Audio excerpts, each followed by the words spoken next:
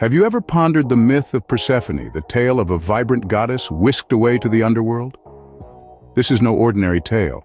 It's a saga filled with intrigue, passion, and a dash of celestial mystery. At the heart of this enigma is Persephone, a young deity of spring, her life brimming with the promise of blossoming flowers and the sweet hum of nature. But her idyllic existence is shattered by the formidable Hades, lord of the underworld, whose heart is ensnared by her ethereal beauty. And then there's Demeter, Persephone's mother and the goddess of the harvest. Her love for her daughter is so profound that the earth itself responds to her emotions. This captivating trio of characters sets the stage for a drama that transcends the heavens and dives deep into the gloomy abyss of the underworld. Journey with us as we delve into the enigmatic tale of Persephone. In the realm of the Greek gods, Persephone was the embodiment of spring's sweet innocence. Born to Zeus, the king of the gods, and Demeter, the goddess of the harvest, Persephone was a divine child, radiant and full of life.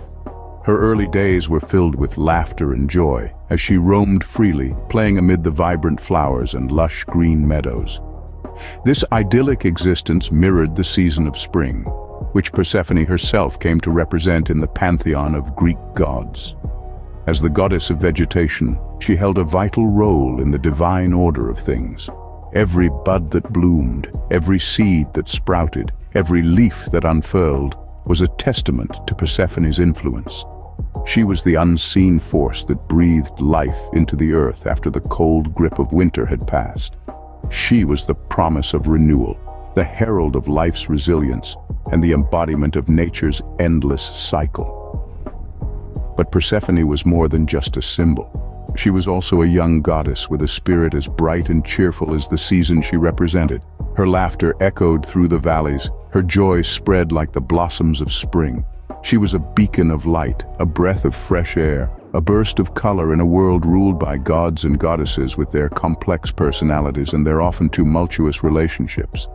To look at her was to see the beauty of spring itself, the vibrant colors, the fresh scent, the sense of hope, and the promise of new beginnings. Her innocence was a stark contrast to the shrewd machinations and intricate power plays that characterized the lives of the other gods. She was a breath of fresh air in an otherwise chaotic divine realm. However, as is often the case in the world of gods and mortals alike, innocence is a fleeting thing, a fragile flower that can be crushed under the weight of destiny. Persephone, the embodiment of spring, was no exception to this universal rule. But as fate would have it, this innocence was not destined to last. Beneath the radiant sun a shadow loomed, a shadow named Hades. Hades, the god of the underworld, was a figure of darkness and solitude. His heart, much like the realm he ruled, was devoid of warmth and light. But one day, a ray of sunshine pierced the gloom. That ray was Persephone, the beautiful daughter of Demeter, the goddess of harvest and fertility. Hades was captivated by Persephone's charm and innocence, a stark contrast to his own cold and somber existence. Her laughter was a melody that echoed in his silent world, her radiance a beacon that lit up his dark realm. Consumed by a desire he had never known, Hades decided to make Persephone his queen, but love stories of gods are seldom simple. Hades knew that neither Persephone nor her mother, Demeter, would willingly agree to this union, so he hatched a plan as dark as the god himself. He decided to abduct Persephone and bring her to his world, the underworld. And so it happened. One beautiful spring day, while Persephone was picking flowers, Hades emerged from the earth, riding his chariot. Before she could comprehend what was happening, Persephone was swept away, down into the depths of the underworld.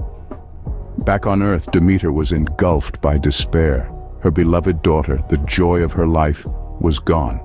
She searched high and low, but there was no trace of Persephone. As her sorrow deepened, the earth began to reflect her state. The once thriving crops withered, the flowers lost their bloom, and the earth itself seemed to mourn. Demeter's sorrow plunged the world into a cold, harsh winter.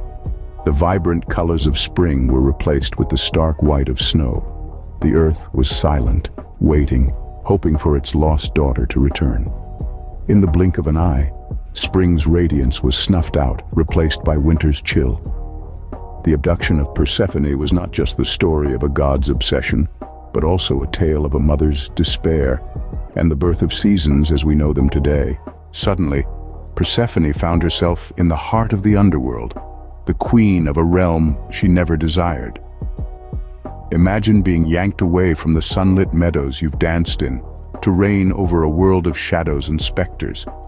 This was the unusual fate that befell Persephone, the daughter of Demeter, the goddess of harvest. The underworld was a stark contrast to the world she knew. The sun never shone here.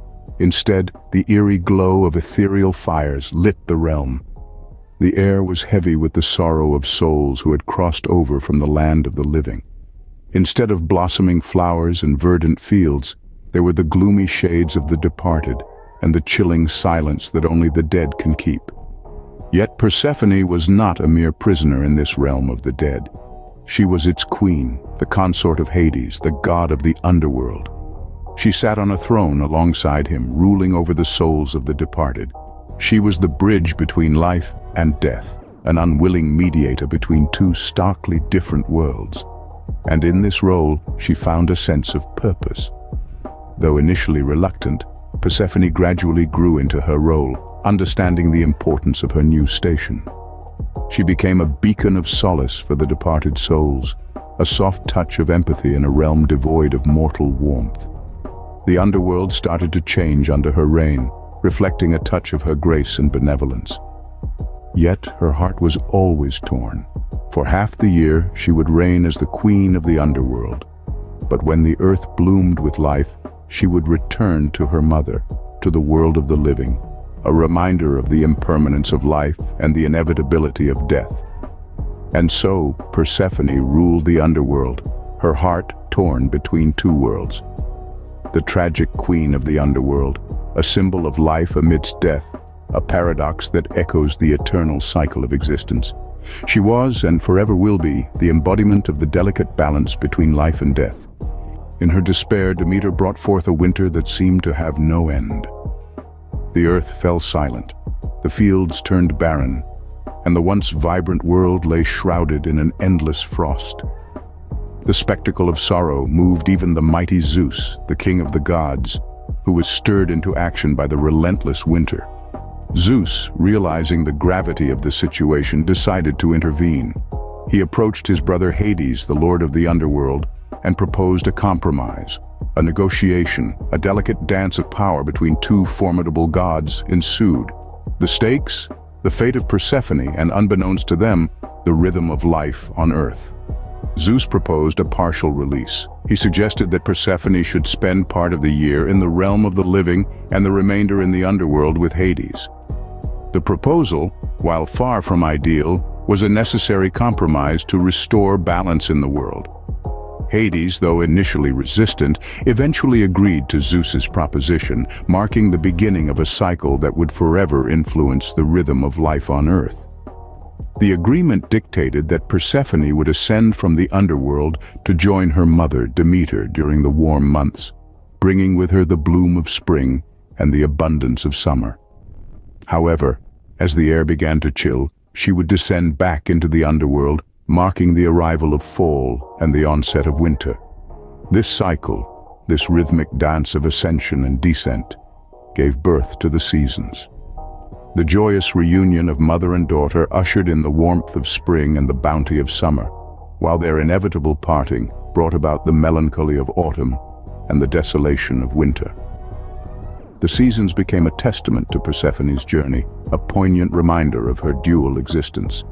And thus, every year, the world cycles through joy and sorrow, mirroring Persephone's own journey. The rhythm of life now echoed the rhythm of Persephone's life, a dance between light and darkness, joy and sorrow, life and death. Persephone's tale is not just a story, it's a symbol, a metaphor. It's an age-old narrative that elucidates the cycle of life and death and the changing of the seasons. The innocent maiden, abducted by Hades, becomes the queen of the underworld, embodying the paradox of life and death, growth and decay, innocence and wisdom. The story of Persephone has been interpreted in countless ways, each adding a new layer of understanding to the myth. Some see it as a tale of empowerment, with Persephone transitioning from a naive maiden into a powerful queen. Others view it as a story of resilience, where Persephone endures her circumstances and emerges as a pivotal figure between two worlds.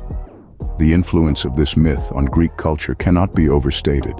It permeates their art, literature, and rituals, shaping their understanding of the world and their place in it. Persephone's tale, a tragedy in the underworld, is a testament to resilience, duality, and the inexorable cycle of life and death.